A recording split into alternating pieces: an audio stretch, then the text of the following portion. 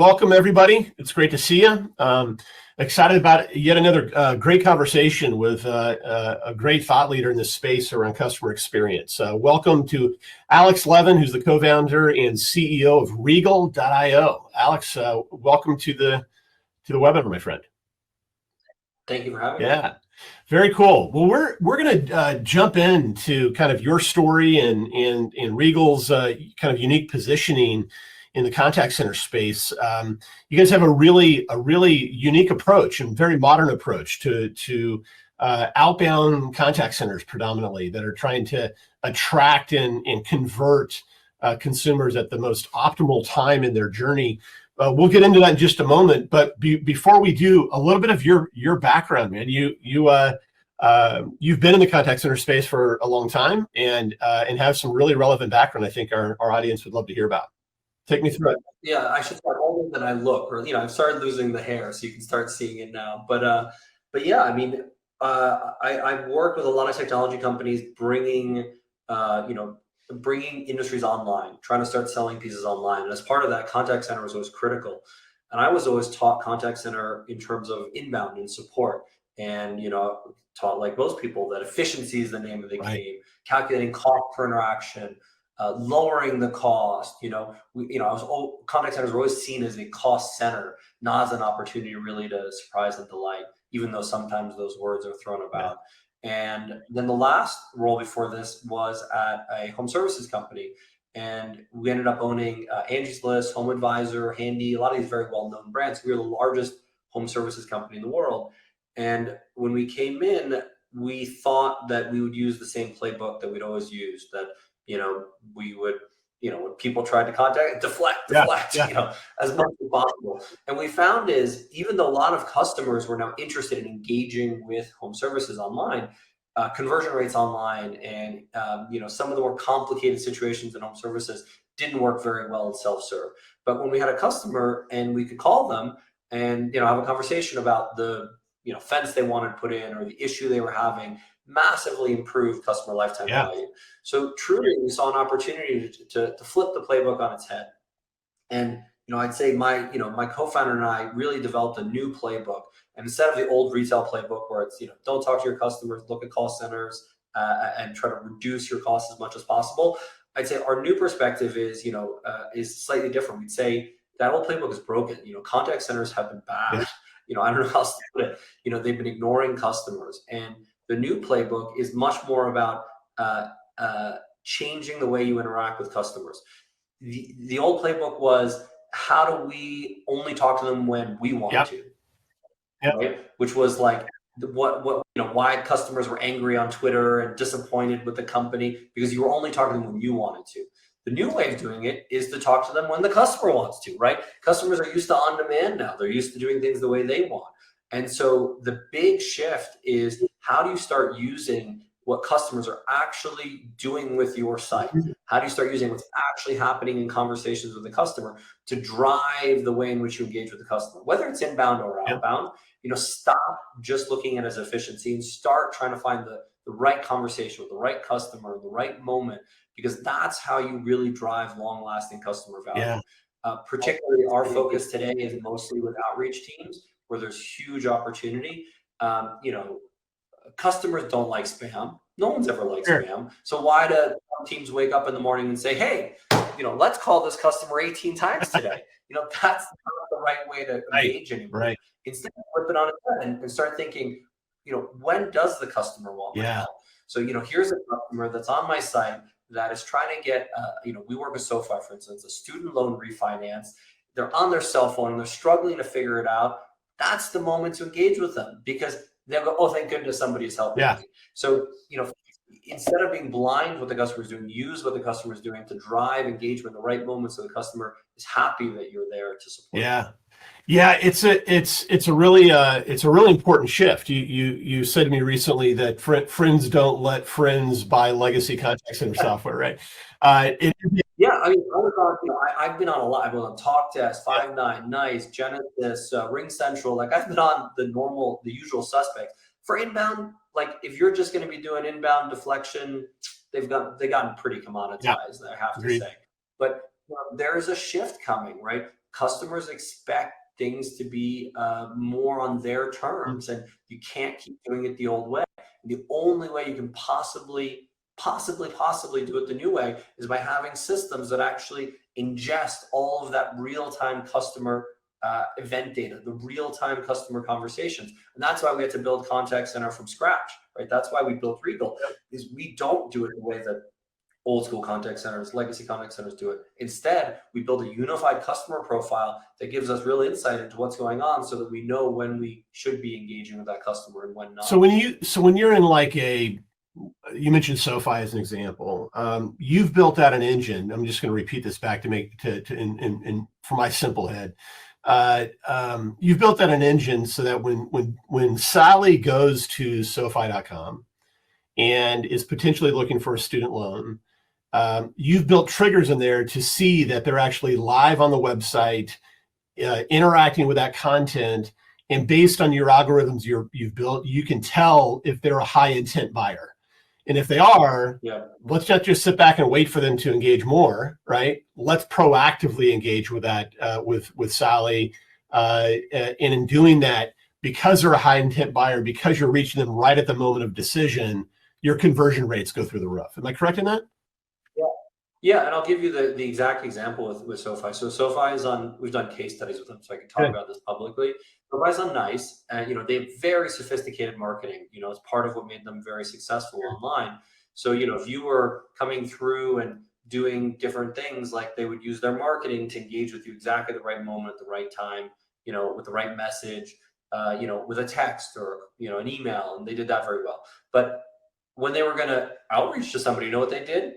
They downloaded a CSV of phone numbers, they handed it over to the outreach team. That might take a day. They upload it to a dial. They call them 18 times. Well, by the time that segment got to the sales team, was already out of date. And by the time you started calling them, that person wasn't interested anymore, and that person wasn't answering at a high rate because they saw it as spam. And when they were on the phone, they didn't have any idea what they were supposed to talk to the customer about, because they didn't have information about what exactly that customer needed. And so it wasn't that the outreach team was trying to give people a bad experience. They didn't have the technology with NICE to be able to do it. So when we came in, we immediately connected with all of SoFi's data channels. So things like Segment, mParticle, all their CRMs, all the real-time website data, to your point, so that we could know what the customer was doing. And then what that allowed us to do is exactly what you're saying, start building out what we call journeys. So real-time customer experiences, where instead of having to cut a segment and then do it the next day, we could say, well, for this customer who's specifically on this page, let's reach out to them and talk to them about the fact that this interest rate is different than the one they saw 5 days ago, because we have that level of knowledge. And again, marketing was doing this, and it's become common in performance marketing to do this, but the sales team didn't have the technology. Right. Similarly, now we run A/B tests with sales. And so they can say, let's have half the customers get this text and half get another, or let's have half the customers with one script and half with another. Or, think my best metaphor is Goosebumps Choose Your Own Adventure. It gets much more sophisticated, where depending on what the customer is doing on the site or in a conversation, the next actions are different. So if somebody's high intent in a conversation, keep calling them. If they're low intent, maybe switch it to text and an AI bot. So it's not, I'm not unilaterally saying there aren't ways to make it efficient. It's more that we should shift our mindset. The new playbook is to actually try to engage customers when they want, instead of when we want. I love that. That's really powerful. Another component of what you guys do in that outbound use case is you've also solved for kind of the branded caller ID piece of this, right? If you're calling me, I always use that example. If I have Kaiser as my health insurance, and if I have an appointment with my doctor tomorrow morning at 9 a.m., Kaiser literally tells me, if you get a phone call between like 8:55 and 9:10 from a number you don't recognize, it's probably the doctor. Make sure you right. Oh yeah, I mean, when we were in the home service world, it was wild. Customers would tell us to call them. We would call them, and then the customer would complain that they hadn't gotten a call. And we go, it's not that you hadn't gotten a call, And so I actually spent a long time with the carriers figuring this out. There's two pieces to it. So one, we have the ability for legitimate callers to remove spam flags and fix their reputation scores, so that they're not showing up as spam. Or sometimes carriers actually block Sure. calls if they believe it's really bad. So we remove all that so that you can actually get through, first of all. And two, on certain calls, it is worth changing from like an unknown number to actually your brand. Not on every Right. call, but on certain calls it is. And SoFi is a great example where when you're on that mobile app and you're trying to do something and you can't do it, and you get a thing that says SoFi, well, that's not an interruption. That's an extension of the experience for the Right. customer. You've now created a massively better experience for that customer. Yep. So the call branding really does offer some power. And now on some subset of devices, we can even have call reason, we can have Nice. logo. There's certainly exciting things happening in that direction, but it fits in the same general category of like, how do you do things that are better for the Yep. customer? But how do you do things that really make it easy for them? Because even if they don't answer, they now know who it was and they can call you back as soon as they're free. Absolutely. Or they can text you back because we'll enable text from the same Yep. number. So they can text you back and engage in a And, conversation. and that kind of technology around branded caller ID and being able to customize that, I mean, that's increasing connect rates by 40, 50, 60% and greater. Yeah. Oh, yeah, we have customers where it doubles or triples their connect rate. So particularly with well-known brands, we work with AAA, for Yeah. Yeah. instance, and we have incredible performance because that is such a well-known Yes. brand. And think about the situations that you're in with AAA. Certainly, there's some sales situations, but there's also cases where you're desperate to talk with AAA because something happened. You really want to answer that call. So if you know that it's them, I'll give you like a funny article from a couple of years ago. There was a hiker that was lost in the mountains for 3 days. And they finally come out through the like smoke and fire, and like they're coming out of the mountains. And the police goes, why didn't you answer our calls? And he goes, oh, it's from an unknown number. So like even the hiker lost in the mountains doesn't want to answer the call because they don't recognize. Yes, exactly. Oh, so true. So true. I avoid those like the plague. Yeah, 10 out of 10 times, if I pick up a number from a call from a number I don't recognize, it's a telemarketer. So Yeah. So, look, with brands, we work with brands who are in every sort of maturity level on this sort of transition from, the spamming of customers to really personalization. And we help them move along that maturity scale. And as they move along into more and more personalization, they see higher engagement, higher on-call conversion, more dollar revenue per customer, which is why we get such great revenue outcomes. Yep. But we don't require people to go whole horse and change Yeah. everything, Right. immediately. Right. We can work with them to shift pieces, just do the call branding, Right. just use our orchestration, Right. just use SMS, just use our conversation intelligence, Yeah. and depending on what challenges they have now. So I'd say in mid-market, very common, for customers just to immediately switch to our full platform. In people that are much more established and have deeper builds, we offer point solutions that work on top of their current tech stack, on top of their current contact center to improve what they're doing and move them along that maturity scale. And I think people are very receptive to this sort of idea of a new playbook because they're seeing bad outcomes with the old one, right? They're seeing that the old way of calling people 18 times is resulting in lower and lower answer rates, is resulting in unhappy customers, worse conversion rates on call, lower average dollar value. And so it's forcing people to go and look for new ways to engage. And the joke I sometimes say is like, stop being hated, start being loved. Yeah. Like, you don't want to be the telemarketer that everyone hates. You want to be the brand where customers go, oh, thank goodness they're engaging with me. This is so fantastic. Yeah, and the timing of it is the powerful thing, right? Because so many brands have embraced this idea of, deflection, really call avoidance, right? I mean, I want to make it, the last thing I want to do is actually talk to somebody on the phone. And for consumers, it just pisses us off, right? It's really frustrating, especially if I'm at that moment of where I'm trying to make a decision, right? My intent's high, I'm qualified, I need your product or service, but I just need that one last conversation to get me over the hump. That's precisely the conversation that I want to have live. And if you're proactively reaching out to me at that moment, that is a delightful service. Powerful. So what I've noticed is, and I mean this with the utmost respect, having built some of these teams, but in sort of traditional retail, vanilla retail, they're very ingrained in the old ways, and it's going to take longer for them to transition. The categories that are coming online today are the ones that customers are pushing for, right? So customers are saying, I shop online, great. I now want healthcare online, insurance, education, local services. lending. So these new categories are about half of the consumer economy, and retail is about half. But so these new categories, they've always understood that talking with the customer is important. They're just trying to figure out how to do it online, right? If I'm going to go open a bank account, what banks know is that if you try to do it on your own, only 20% of people actually fund the account. If you do it with somebody helping you, 80% fund the account. That is a massive business difference in outcome. And so they know it's a business critical thing to figure out how to have that engagement. So businesses that are being forced online, I think there's even more opportunity for this. We sort of answered the question Jeff had, but just to say it again, yes, we can replace all those tools. So we do have the capability to replace all of them, and that's where customers get the most benefit.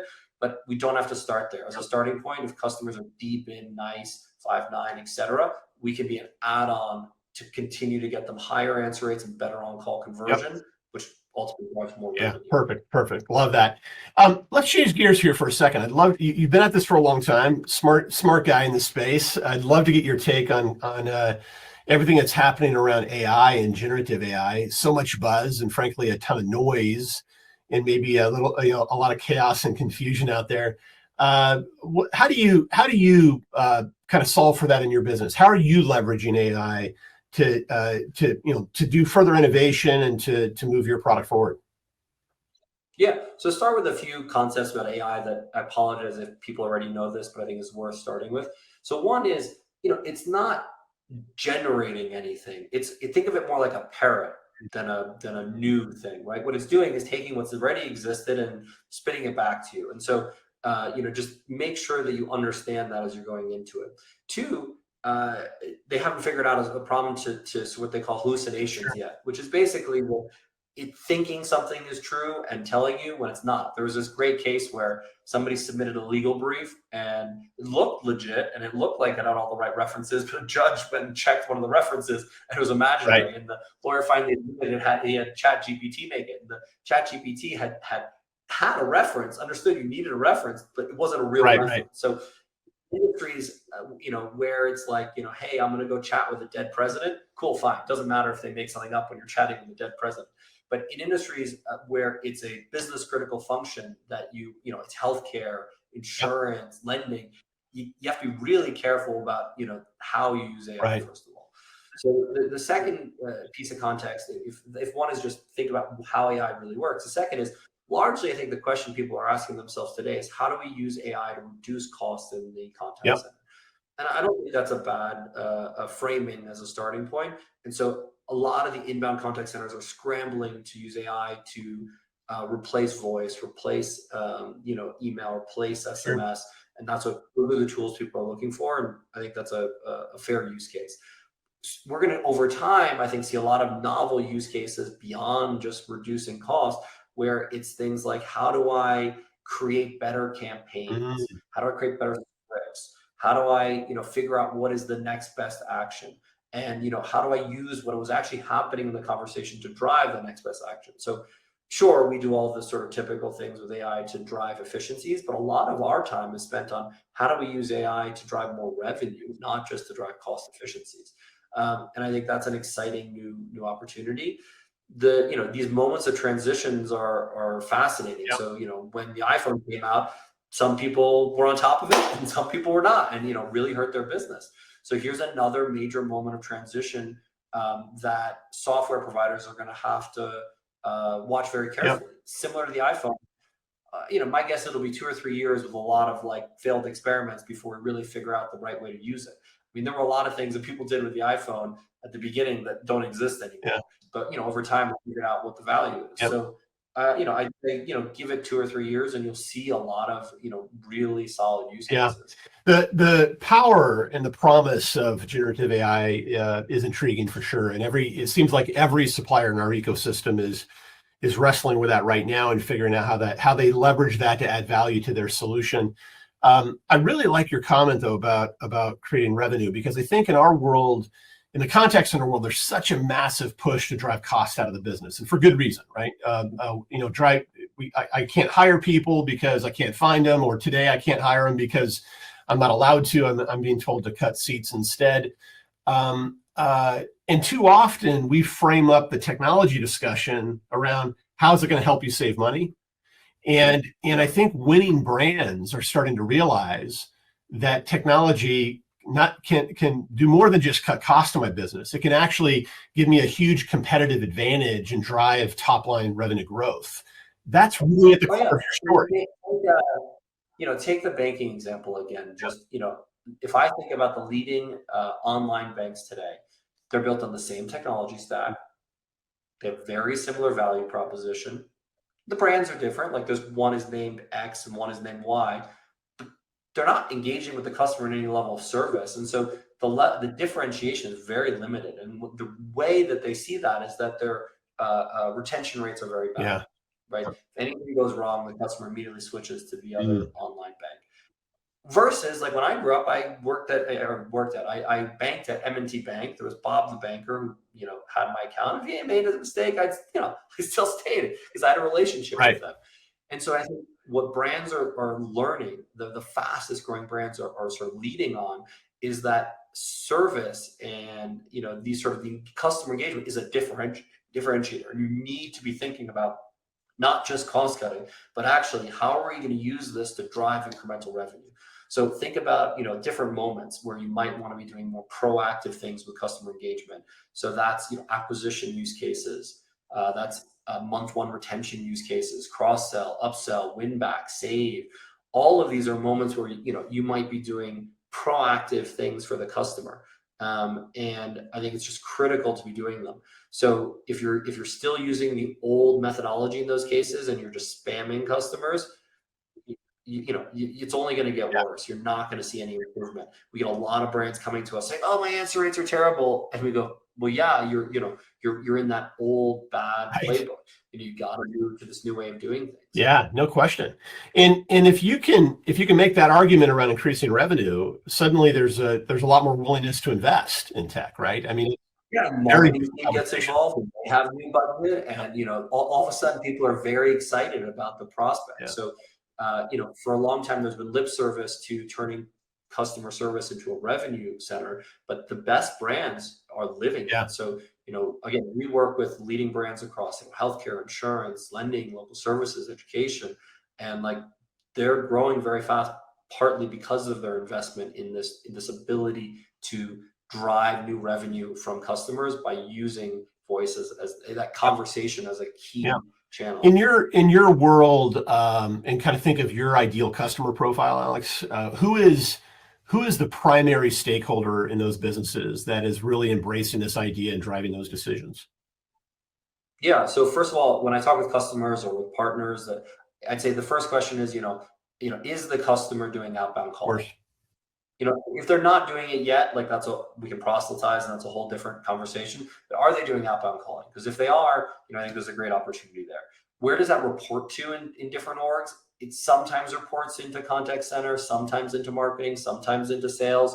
Typically, we like working most with revenue leaders because, again, they can come up with a business case to invest more money, more people in something to drive revenue. But at some orgs, that sort of revenue line item sits within contact center as well. So it depends a little bit on how the org is set up. But if you're asking, are you doing outbound calling, and you find the team that's doing it, that's a good place to start. And you typically, and I think at a lot of customers, even what ends up happening is they split up the team, so they keep they keep the current customer service team on nice, to use the example, but the outreach teams move to Regal. Because it's a very different motion. Is it also fair to say that companies that obviously doing outbound calling, primarily B2C and primarily kind of high value, high lifetime value? Is that fair? The way I look at it is, these are contact center environments. These are not like B2B sales environments where they're selling $100,000 piece of software. These are contact centers where, they're selling, a loan or an insurance product or a healthcare product. It's typically $500 to call it $5,000 of value, something in there.